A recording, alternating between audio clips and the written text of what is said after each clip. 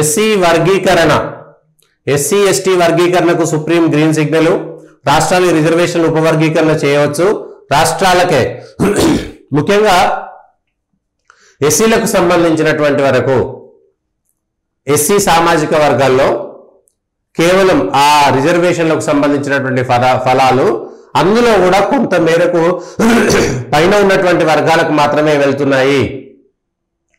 ఉపకులాలుగా ఉన్నటువంటి వాళ్లకు ఇబ్బంది వస్తుంది, రిజర్వేషన్లు వాళ్ళు అందుకోలేకపోతున్నారు అనేటువంటి అంశం పైన చాలా పెద్ద ఎత్తున చర్చ వచ్చింది. ఏకబిగిన ఎస్సీలకు ఇచ్చేటువంటి రిజర్వేషన్ అంతా పైన ఉండేటువంటి వాళ్ళకే వెళ్ళడం వల్ల కింద ఉండేటువంటి రిజర్వేషన్లను మొత్తం విభజన చేస్తే కానీ కింది వాళ్ళు పైకి వెళ్ళేటువంటి అవకాశం లేదనేటువంటి దృక్పథంతో మొదలైంది ఉద్యమం. అయితే ఇదంతా కూడా కారం చేడులో దళిత ఉద్యమం ఏదైతే మొదలైందో, కారం చేడులో మొదలైనటువంటి దళిత ఉద్యమం పేరు మీద ఆ ఉద్యమంలో కూడా కావాలని మాదిగ వర్గాలను స్టేజ్ పైకి పిలవలేదనేటువంటి అంశంతో అక్కడ ఆ నాయకత్వంలో కూడా మాదిగలకు అన్యాయం జరిగిందనేటువంటి అంశంతో మొదలైనటువంటి వాదన. ఆ తర్వాత మాదిగ ఉపకులాలకు కావలసినటువంటి రిజర్వేషన్ల విషయంలో ఏబిసిడి వర్గీకరణ చేయాలనేటువంటి పోరాటంతో 94లో మాదిగ రిజర్వేషన్ పోరాట సమితి మొదలుపెట్టింది. 94 అంటే సరిగ్గా 30 సంవత్సరాల పాటు జరిగినటువంటి పోరాటానికి ఒక ఫలితం దక్కింది. కొంత భిన్నాభిప్రాయాలు వచ్చినాయి మధ్యలో అనేకం.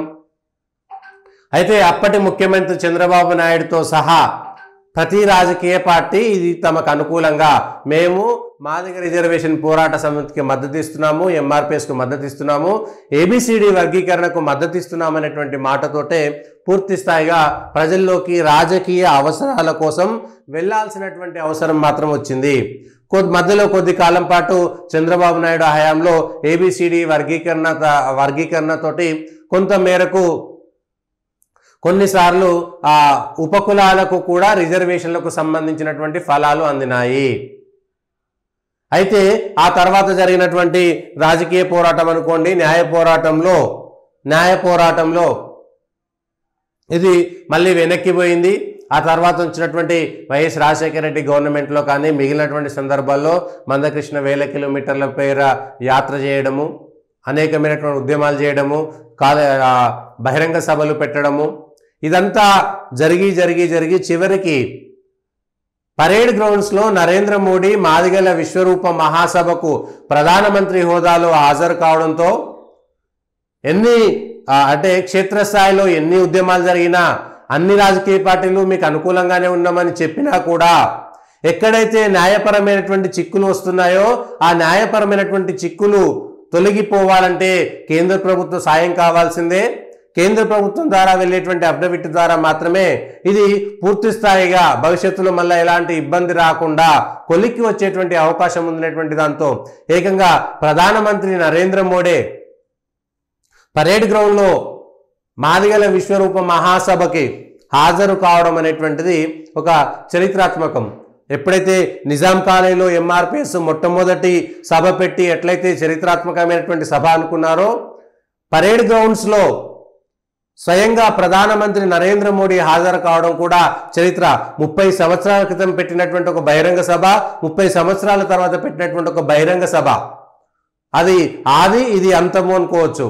ఇంకా ఎంఆర్పిఎస్ కావాలంటే తర్వాత ఈ రిజర్వేషన్ ఫలాలు ఎవరెవరు అందుకోవాలి, ఏం చేయాలనేటువంటి చిన్న టెక్నికల్ సాంకేతిక పరమైనటువంటి అంశాల మీద మాత్రమే తప్ప కీలకమైనటువంటి రిజర్వేషన్లకు ఏబిసిడి ఏర్పాటు చేయడానికి రాష్ట్రాలకు పూర్తి స్థాయిగా బాధ్యతలు హక్కులు వాళ్ళకి ఇచ్చేశారు. కాబట్టి ఇప్పుడు రాష్ట్రాల్లో ఇక్కడ కాంగ్రెస్ సర్కారు ఆల్రెడీ మేము మొదటి నుంచి ఎంఆర్పిఎస్ ఉద్యమానికి అనుకూలంగా ఉన్నాం కాబట్టి మేము వెంటనే అమలు చేస్తాము అనేటువంటి మాట చెప్పేసింది. ఆంధ్రలో గతంలో చంద్రబాబు నాయుడు అధికారంలో ఉన్నప్పుడే ఎంఆర్పిఎస్ ఉద్యమంలో నేను భాగస్వామిగా ఉంటాను, నేను ఎంఆర్పిఎస్కి అనుకూలంగా ఉంటాను అనేటువంటి మాట చెప్పినటువంటి చంద్రబాబు నాయుడు కాబట్టి కీలకమైనటువంటి 2 రాష్ట్రాల్లో ఇక తమిళనాడు కర్ణాటక అక్కడ ఉన్నటువంటి రాష్ట్రాలు ఆ నిర్ణయాలు తీసుకుంటాయి. కర్ణాటకలో కూడా 2 పార్టీలు అటు కాంగ్రెస్ ఇటు బీజేపీ 2 ఎంఆర్పిఎస్ ఉద్యమానికి మద్దతు ఇచ్చినాయి కాబట్టి పెద్దగా రాజకీయ అడ్డంకులు రాకపోవచ్చు. అయితే ఈ విషయంలో ఎంఆర్పిఎస్ తరపున 30 సంవత్సరాలుగా పోరాటం చేసినటువంటి ఎంఆర్పిఎస్ కార్యకర్తలకు, ఆ నాయకత్వానికి, ముఖ్యంగా మందకృష్ణ గారికి హ్యాట్సాప్ చెప్పాల్సినటువంటి సందర్భం ఇది. అయితే కొన్ని విషయాల్లో మందకృష్ణ గారిని మెచ్చుకోవాలి, 1-2 విషయాలు ప్రశ్నలుగా సంధించాల్సినటువంటి సందర్భం ఇది. ఎట్లా మెచ్చుకోవాలంటే 30 సంవత్సరాల కాలంలో ఏ ఒక్క రోజు కూడా, ఆ రోజు చంద్రబాబు నాయుడు అడిగితే ఆయనకు రాజ్యసభనో, ఎమ్మెల్సీయో, ఎమ్మెల్యేనో, ఎంపీఓ ఏదో ఒక పదవి, లేదంటే పలానా చోట నుంచి పోటీ చేస్తా అంటే ఆయన ఎక్కడ పోటీ చేసినా ఆయనకు ఒక సీట్ ఇవ్వడానికి ఆ రోజు తెలుగుదేశం పార్టీ సిద్ధంగా ఉంది. ఆ తర్వాత వచ్చినటువంటి కాంగ్రెస్ పార్టీ కానీ, కాంగ్రెస్ పార్టీ కూడా ఏ పదవి అయినా సరే, ఎమ్మెల్యేనా, ఎంపీయా, లేకపోతే రాజ్యసభనా, ఇంకేదైనా సరే ఇవ్వడానికి ఆ రోజు ఉన్నటువంటి కాంగ్రెస్ పార్టీ కానీ, రాజశేఖర రెడ్డి కానీ సిద్ధంగా ఉన్నటువంటి సందర్భం. ఆ తర్వాత టీఆర్ఎస్ కూడా మందకృష్ణ మాదిగకు సంబంధించినటువంటి ఉద్యమము, తెలంగాణ ఉద్యమంలో కలిసి పనిచేశారు.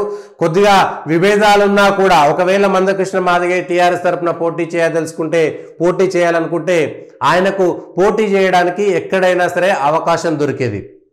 కానీ ఏ రోజు పోటీ చేయలేదు.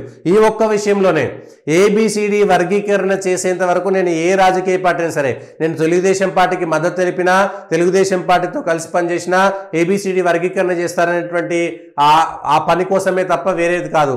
కాంగ్రెస్తో కలిసి పనిచేసినా, కాంగ్రెస్కు మద్దతు తెలిపినా, అది కూడా కేవలం మాదిగ రిజర్వేషన్ పోరాట సమితి ద్వారా ఎంఆర్పిఎస్లో మాదిగలకు తగిన న్యాయం చేయడం కోసం మాత్రమే మద్దతు తెలిపామని, ఆ తర్వాత భారతీయ జనతా పార్టీ తరఫున ఆయన వరంగల్లోనో ఎక్కడనో ఎంపీ పోటీ చేస్తాడని తీవ్రమైనటువంటి ప్రచారం కూడా సాగింది.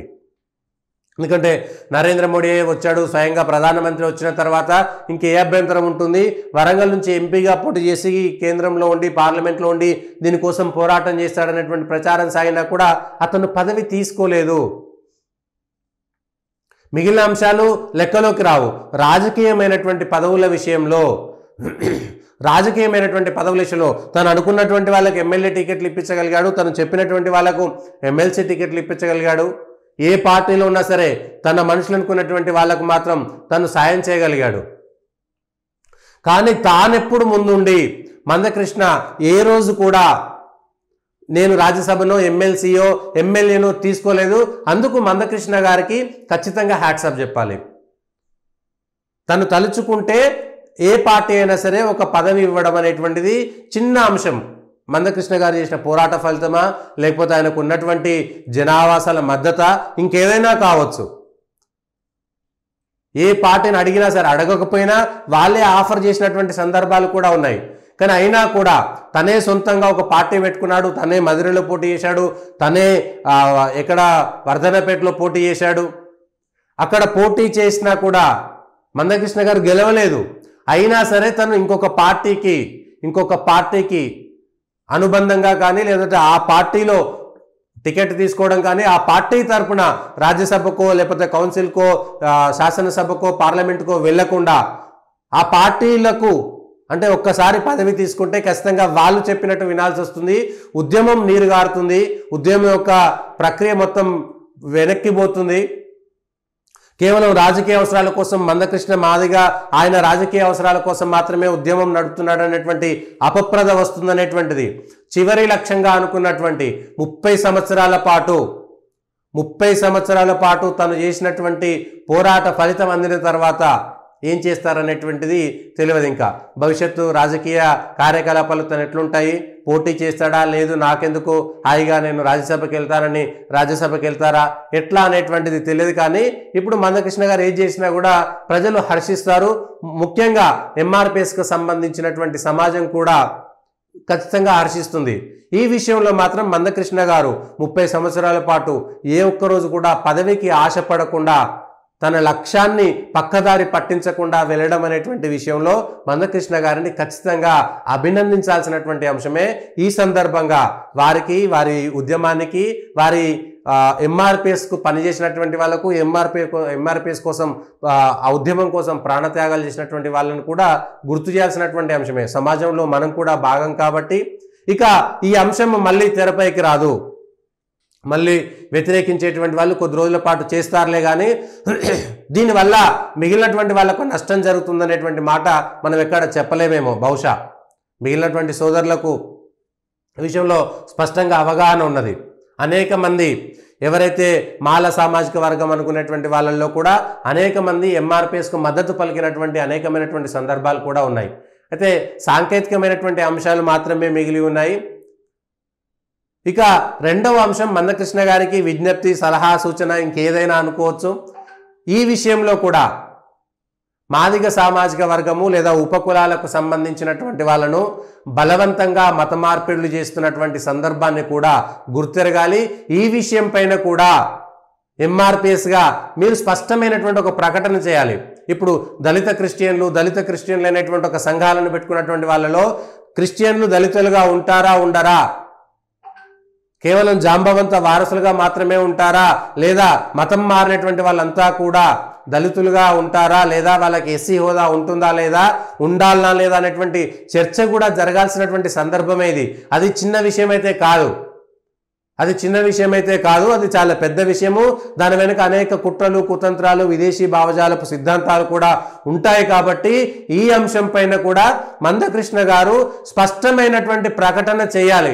లేదు ఎవరికి వారి స్వేచ్ఛకే వదిలేస్తామనంటే ఆ విషయంలో కూడా మతం మారినటువంటి వాళ్లకు ఎస్సీ హోదా ఉంటుందా లేదా అనేటువంటి అంశం పైన సరే స్పష్టమైనటువంటి ఒక ప్రకటన ఎంఆర్పిఎస్ ద్వారా, మీ ద్వారా, ఎందుకంటే ఉద్యమానికి నేతృత్వం వహించినటువంటి నాయకుడిగా మీరు ఖచ్చితంగా ఇప్పుడు ప్రజలకు, ఆ ఎంఆర్పిఎస్కు సంబంధించినటువంటి సామాజిక వర్గాలకు, ఆ ఉపకులాలకు సంబంధించినటువంటి వాళ్లకు, మిగిలినటువంటి సమాజానికి, ప్రభుత్వానికి చెప్పాల్సినటువంటి, స్పష్టత ఇవ్వాల్సినటువంటి సందర్భము, సంధికాలం కూడా ఇదేనటువంటి అంశాన్ని ఒక్కసారి గుర్తు చేయదలుచుకున్నాను ఈ వేదిక ద్వారా.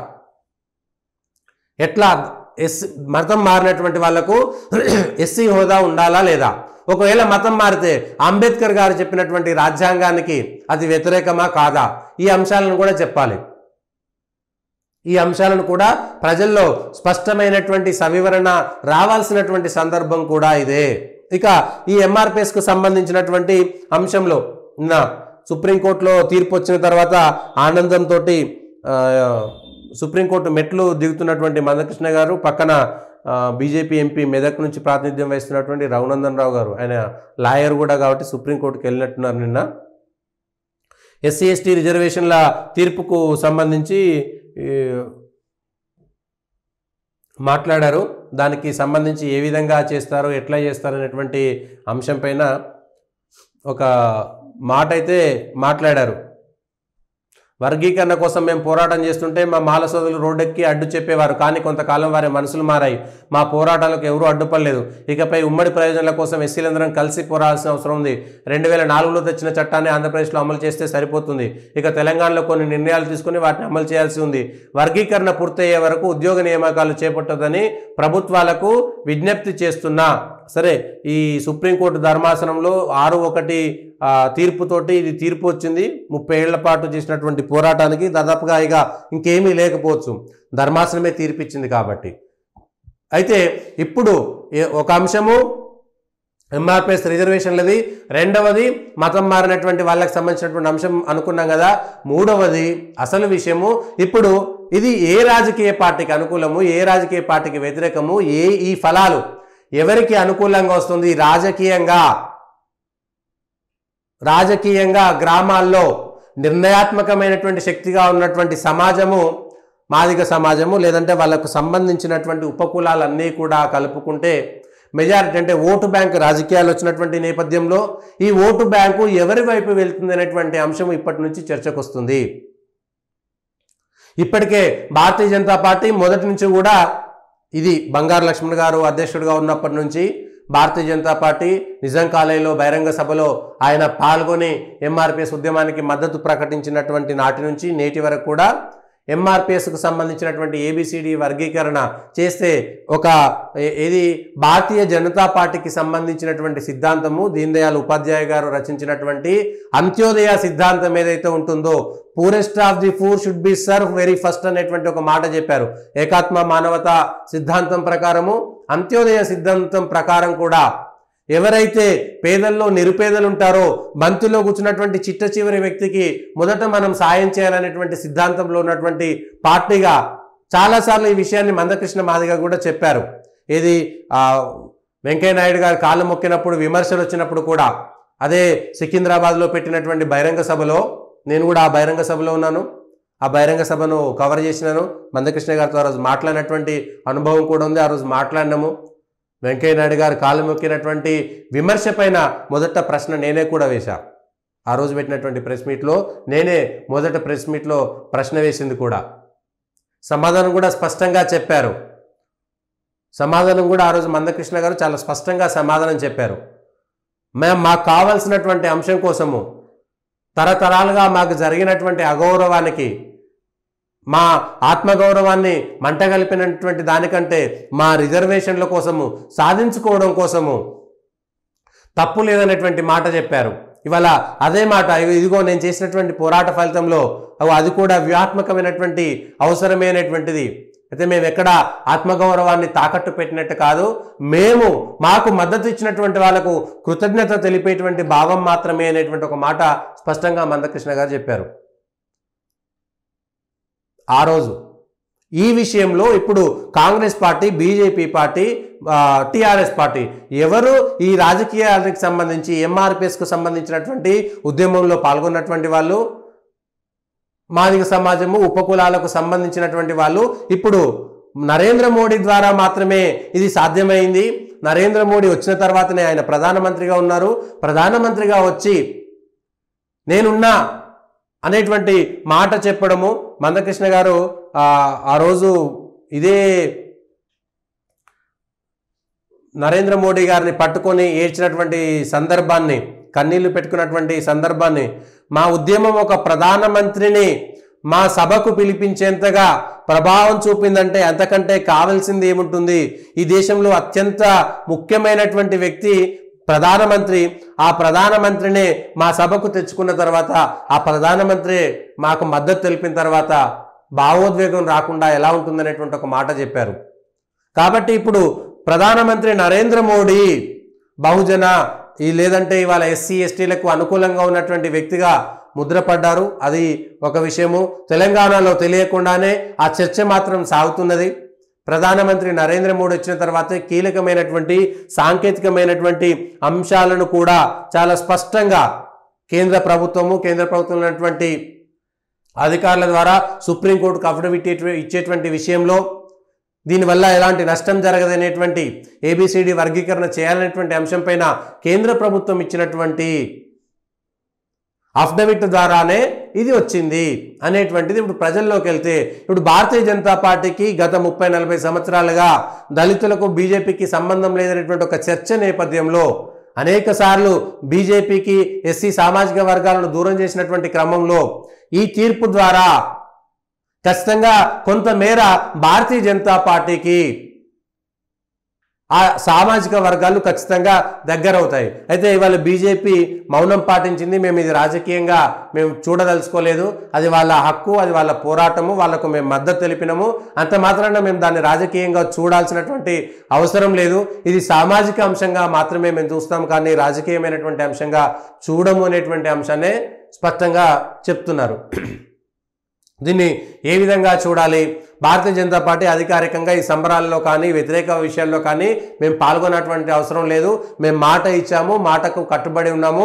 ప్రధానమంత్రి నరేంద్ర మోడీయే ఏకంగా ఎంఆర్పిఎస్కి మద్దతు తెలిపిన తర్వాత కొత్తగా మళ్ళీ రాజకీయ శీల పరీక్ష చేసుకోవాల్సినటువంటి అవసరం లేదు. ఒకవేళ ఈ ఫలాలు అనుభవించేటువంటి వాళ్ళు రాజకీయంగా మాకు మద్దతు ఇస్తే ఎన్నికల సందర్భంలో దాన్ని గుర్తు చేస్తాం, కానీ ప్రతిసారి దీన్ని రాజకీయ అంశంగా చేయాల్సినటువంటి అవసరం లేదని నిన్నటి నుంచి భారతీయ జనతా పార్టీకి సంబంధించినటువంటి నాయకులు కీలకమైనటువంటి వ్యూహాత్మకమైనటువంటి మౌనాన్ని పాటిస్తున్నారు. ఇప్పుడు ఎంఆర్పిఎస్కు సంబంధించినటువంటి అధ్యక్షుడిగా, పోరాట నాయకుడిగా తర్వాత చీలిపోయినా కూడా మందకృష్ణ గారికే పేరుంటుంది సహజంగా, మెజారిటీ. ఆ తర్వాత అనేక కారణాల చేత చీలిపోయినా కూడా వాళ్ళకంత పేరు ఉండకపోవచ్చు. వాళ్ళని తక్కువ చేయడం కాదు, కానీ ఇప్పుడు ఎంఆర్పిఎస్ నాయకుడిగా అక్కడ ఆంధ్రాలో ఎవరికి మద్దతు ఇస్తాడు, తెలంగాణలో ఎవరికి మద్దతు ఇస్తాడు, తను ఎక్కడ రాజకీయంగా పోరాటం చేస్తాడు? ఇప్పటికే కాంగ్రెస్ పార్టీ మేము పోరాటం చేసినాం, మేము ఒక ఎవరిని లాయర్ను పెట్టి అత్యంత ఖరీదైన లాయర్ని పెట్టి మేము మాదిగ ఉపకులాలకు మద్దతుగా మేము నిలిచినాము. కాంగ్రెస్ పార్టీ మొదటి నుంచి ఉంది అనేటువంటి అంశాలు వస్తే, రాజశేఖర రెడ్డి పీరియడ్లో ఉన్నప్పుడు జరిగినటువంటి అంశాలు, ఉషా మెహ్రా కమిషను, ఆ రిపోర్ట్ రాకపోవడము, అప్పుడు మందకృష్ణ మాదిగ ఆమరణ నిరాహార దీక్ష చేయడము, సీతాఫల్ మండిలో జరిగినటువంటిది కానీ, పార్శగుట్టలో జరిగినటువంటిది కానీ, లేకపోతే ఇక్కడ చింతలకుంటలో జరిగినటువంటి ఉద్యమంలో కానీ అనేకమైనటువంటి మచ్చలు కూడా కొంత కాంగ్రెస్కి వచ్చినాయి. దానికి సంబంధించినటువంటి అంశంలో కూడా 10 ఏళ్ల పాటు యూపీఏ అధికారంలో ఉన్నప్పుడు ఈ పని చేయలేదనేటువంటి ఒక మచ్చ కూడా ఉంటుంది. ఆ మేరకు కాంగ్రెస్ పార్టీ కొంత ఇబ్బంది పడాల్సి వస్తుంది. అది తప్పించుకునేటువంటి దాంట్లో కానీ, లేకపోతే అవసరం కోసం కానీ తెలంగాణలో నిన్న రేవంత్ రెడ్డి గారు ఒక స్పష్టమైనటువంటి ప్రకటన చేశారు. మేము కొత్తగా వచ్చేటువంటి ప్రతి ఉద్యోగంలో కూడా ఈ సుప్రీంకోర్టు తీర్పుకు అనుకూలంగా ఒక ఆర్డినెన్స్ను కూడా జారీ చేస్తామనేటువంటి ఒక మాట చెప్పారు. ఇక మందకృష్ణ మాదిగకు, బీఆర్ఎస్కు ఉద్యమంలో కానీ తర్వాత కానీ చాలా దూరం వచ్చింది. ఎంఆర్పిఎస్ను చీల్చడానికి కేసీఆర్ అనేకమైనటువంటి కుట్రలు చేశారనేటువంటి దాంట్లో కేసీఆర్కి ఎంఆర్పిఎస్కు చాలా దూరం పెరిగిపోయింది. రాజకీయంగా కార్యకర్తలు ఉంటే ఉండవచ్చు, కానీ ఎంఆర్పిఎస్కు సంబంధించి చాలా దూరం ఏర్పడింది. కాబట్టి దాని దగ్గర మేము స్వాగతిస్తున్నామనేటువంటి మాట చెప్పినా కూడా ఆ పార్టీ కొంత ఇబ్బంది పడుతున్నటువంటి సందర్భాన్ని మనం గుర్తు చేసుకోవాలి. తెలంగాణ ఉద్యమం నుంచి, తెలంగాణ రాకముందు నుంచి, నిమ్మరసం ఇచ్చినప్పటి నుంచి, ఆ తర్వాత జరిగినటువంటి అనేక రాజకీయ డెవలప్మెంట్స్లో భాగంగా ఆ పార్టీకి వీళ్ళకు మధ్య కొంత దూరం అయితే వచ్చింది. సో దీనికి సంబంధించినటువంటి అంశాన్ని ఏ విధంగా చూస్తారని చూడాలి.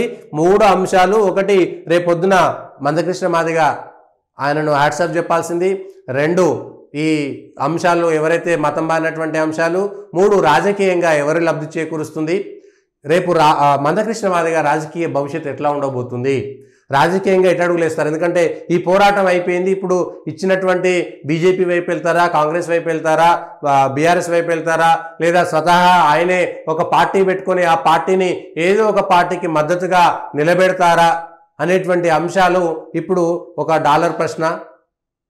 ఎందుకంటే మందకృష్ణ మాదిగ గారే ఈ విషయం పైన స్పష్టత ఇవ్వాల్సి ఉంటుంది. లేదు నేను ఏ పార్టీతోటి ఉండను, లేదంటే ఒక నామినేటెడ్ రాజ్యసభ తీసుకునేటువంటి అవకాశం ఉంటుందా, ఢిల్లీలో రాష్ట్రపతి ద్వారా ఒక నామినేటెడ్ రాజ్యసభను తీసుకునేటువంటి అవకాశం ఉంటుందా, ఇవి కూడా పరిశీలనలోకి మనం తీసుకోవాల్సిందే. అట్లా తీసుకుంటే ఆ తర్వాత ఎంఆర్పిఎస్ని ఎవరి వైపుకి తీసుకెళ్తారు, ఏ పార్టీకి మద్దతుగా ఉంటుంది అనేటువంటి అంశాన్ని కూడా చూడాలి. ఈ నరేంద్ర మోడీ గారు వచ్చిన తర్వాత జరిగినటువంటి పోరాటాలకు సంబంధించినటువంటి అంశంలో ఈ ధర్మమే గెలిచింది, ఇది నా ఒక్కరిది కాదు, ఈ గెలుపు ఒకరి గెలుపు కాదు, ఒకరి ఓటమి కాదు, ఇది అందరి మద్దతు వల్ల వచ్చింది అనేటువంటిది.